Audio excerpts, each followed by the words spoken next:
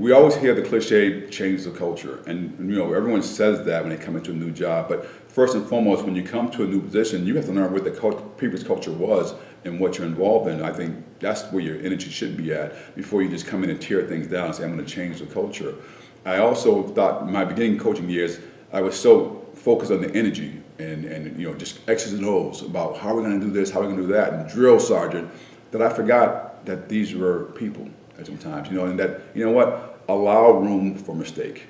We made them, so why won't I allow for them to make, my athletes to make them? And I think the other part about changing culture is realizing it's going to take time. Being patient. Now, it helps if you're a coach and you have an administrator who's supportive of that and really understands that it's going to take you a couple of years to build a program.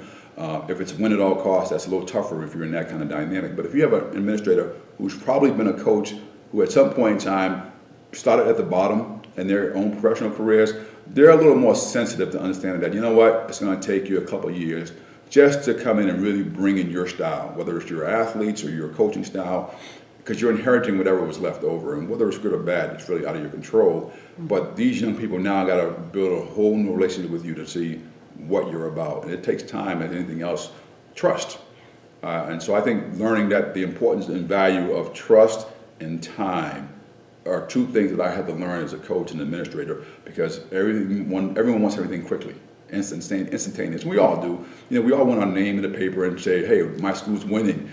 But I tell my coaches this when I hire them here, it's going to take you at least 3 years to change things around, because they're going to have to get used to you, and then you got to have different classes coming in and coming up. So don't think it's going to happen overnight, and don't feel the pressure that if you don't win this year, I'm going to terminate your contract.